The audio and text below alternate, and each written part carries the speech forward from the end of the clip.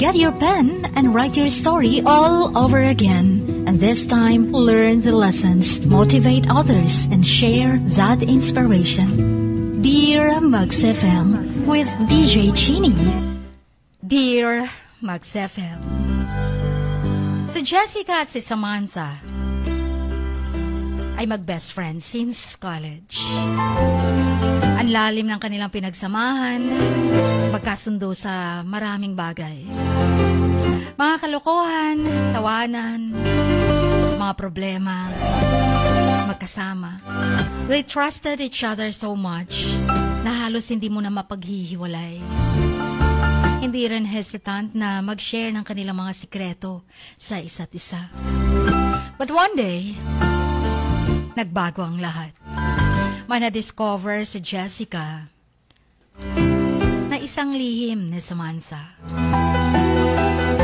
Isang lihim na hindi ko akalaing makakapagmantsa sa aming friendship ni Jessica. Yes, Jean, ako si Samantha. FYI, si Jessica ay may boyfriend na, si Alex. Mabuting tao, nagmamahalan silang dalawa. For 3 years na. Alam ko kung ano ang sikreto ni Jessica, pero safe ang mga secrets niya. Pero alam ko may mga sikreto pa rin siya. Reservation kumbaga, hindi porket mag-best friends kami, lahat na ay kailangang malaman ko. At ibinigay ko yan sa kanya. Kaya in-expect ko, irerespeto din ni Jessica kung ano ang mga konting sikreto ko para iwas gulo ba. Pero nung na-discover niya ang isang secret ko, nagalit siya. Nalaman kasi niya na nakipagrelasyon ako sa ex-boyfriend niya. Matagal na ex niya. Bago pa sila naging si Alex or naging sila ni Alex. Si Mike ang boyfriend ni Jessica. Pero hindi umabot ng 5 months. Dahil si Mike kasi yung tipong playboy pa nun. Hindi ba vinavalue yung damdamin ng mga girls? At isa si Jessica sa naging biktima. Pero dahil na in love dun si Jessica, sobra siyang na-heartbroken nung naghiwalay sila. Pero matagal na yon. Nagbago na si Mike. Nagbago na siya nung nakilala daw niya ako. At going stronger kami. Almost 2 years na. To make the story short, kinompronta ako ni Jessica sa bahay. Di siya makapaniwala daw na malalaman niya na lang ang balita na matagal na pala kami ni Mike. Tinanong niya ako kung bakit ko daw ginawa yon. Sabi ko, ano namang ginawa ko? Bakit daw ako nakipagrelasyon sa ex-boyfriend niya? Sabi ni Jessica, hindi ko na sana problema yon kung nakipagrelasyon ka kay Mike. Ngayon ko lang malalaman. Sinabi ko, Chin, na kasalanan bang ma-in love sa ex-boyfriend mo? Gayong may boyfriend ka na ngayon. Masaya ka na sa boyfriend mo at mahal ka ni Alex. Ikakagalit mo pala kapag nakipagrelasyon ako sa ex mo. Alam kong problema ko ngayon dahil hindi ko sinabi sa'yo. Yun ang sinabi ko kay Jessica, Chin. Pero may mga rason kung bakit hindi ko na sinabi sa kanya. Kasi ayokong masaktan siya. Ayokong maalala niya si Mike na nagbigay ng pain sa puso niya. Dahil si Mike yung dahilan kung bakit na heartbroken siya ng matagal. Hanggang sa nakilala niya si Alex. Pero dinidiin ni Jessica na nagtaksil daw ako sa pagiging magkaibigan namin. Binetray ko daw siya. Humingi ako ng pasensya, Chin. Nag-sorry.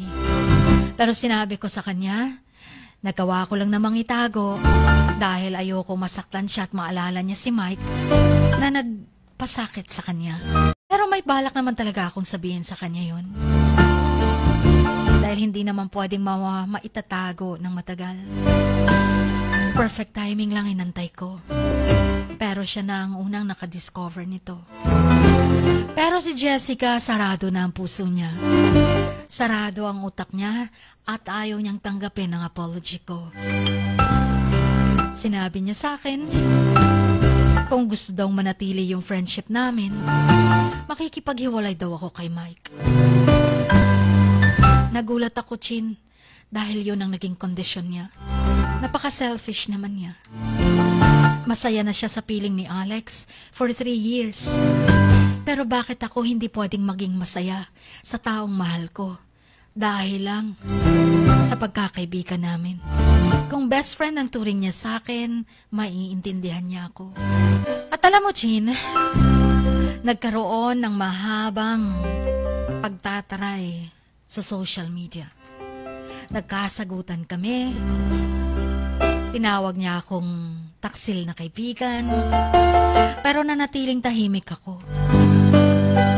Hindi ko akalain na ang ex-boyfriend niya, na si Mike, ay ganun pa pala kalaki ang impact sa kanya.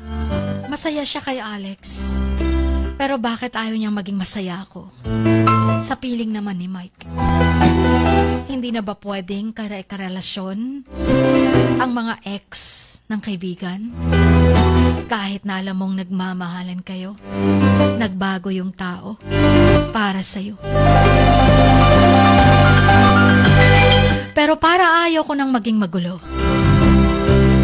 Affected na ang utak ko at na-stressed ako. Na-depressed ako dahil tinuring ko na siyang parang kapatid ko. At para manumbalik lang at masave ang friendship namin, hiniwalayan ko si Mike. Kahit mahal na mahal ko. Nagdurugo ang puso ko, Chin.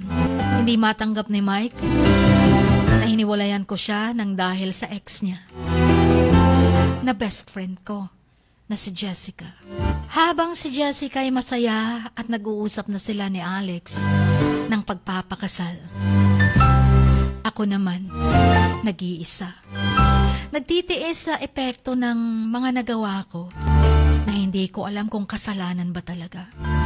Kasalanan ko na hindi ko sinabi agad sa kanya. Pero hindi ko kasalanan na mahalin ang ex niya. Hindi ko kasi alam kung paano mag-move on. Hindi ko alam kung gaano ang epekto pag nawalan ka ng isang matalik na kaibigan. Pero hindi ko na-realize na mas masakit pa pala ang mawalan ng isang taong mahal mo. Sana'y mapayuhan niyo ako, Chin, kung tama ang ginawa ko. Ang love ba ay limited lang? Limited sa dapat mong karelasyon. Hindi na ba pwedeng ma-in love sa ex ng kaibigan mo?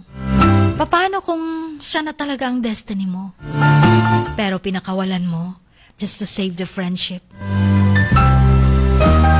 But your heart is bleeding. Para sa inyong mga kamaks, ang boyfriend o ang best friend? Hanggang dito na lamang.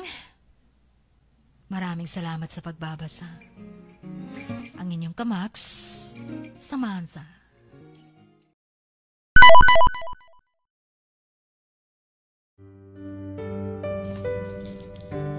Sa bawat pagluha mo, may nakatagong kwento.